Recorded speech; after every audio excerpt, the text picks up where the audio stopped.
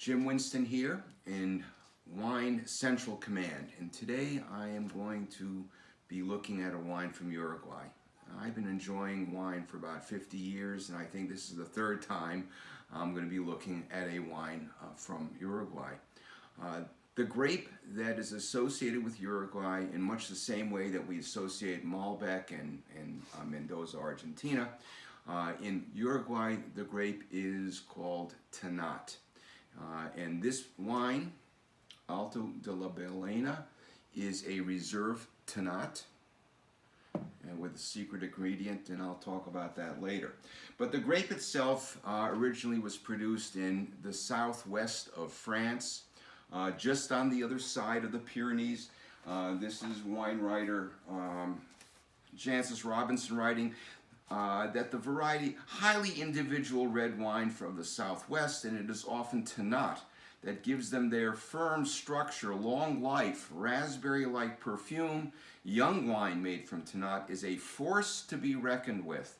Almost Piedmontese in deep color, high alcohol, extremely high level of tannin. They got that right. It is blended with a couple of other things to make Mataron, which are these very, very rustic wines that are known from that region. And this wine is indeed very, very deeply colored. And this is something that Hugh Johnson has written about it, which I think is going to be instructive when looking at the wine I'm about to taste. So the modern era for Uruguay in terms of wine production began in about 1870, although they had wine production prior to that.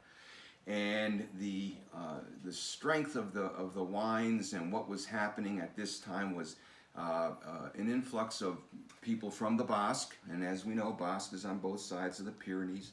And one of the grapes they brought with them was, in fact, Tannat.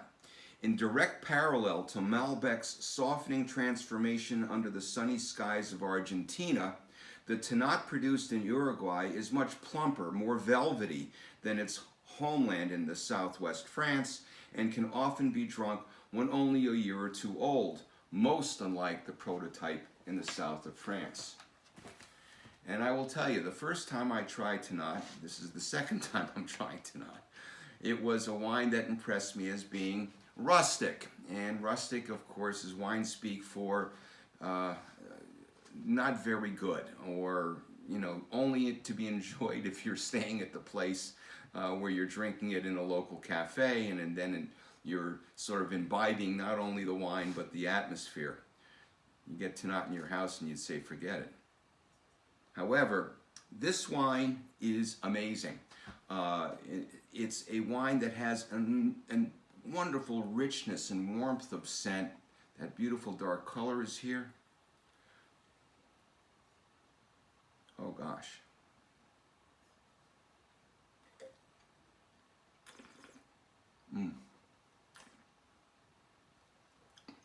Velvety tannins,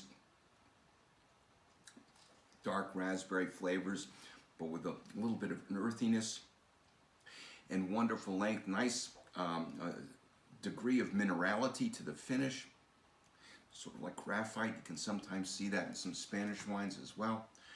And the secret that I alluded to previously about what else is in the wine, it's Viognier, a grape that gives strength and power to the great wines of Northern Rhone, of Côte-Rôtie and Hermitage. Now this is counterintuitive.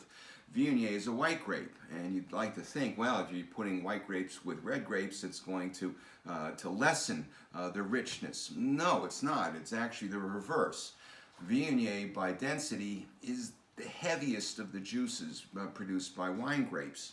And so the great producers of the Northern Rhone, recognizing this, would have just a little bit of this white grape to Syrah to make those big, rich style Northern Rhones.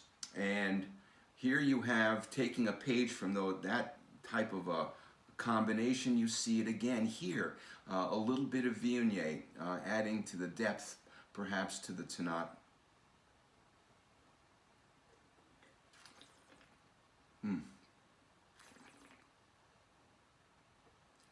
This is delicious. I'm going to serve this with flank steak, I think, marinated in balsamic. And have a glass or two of this.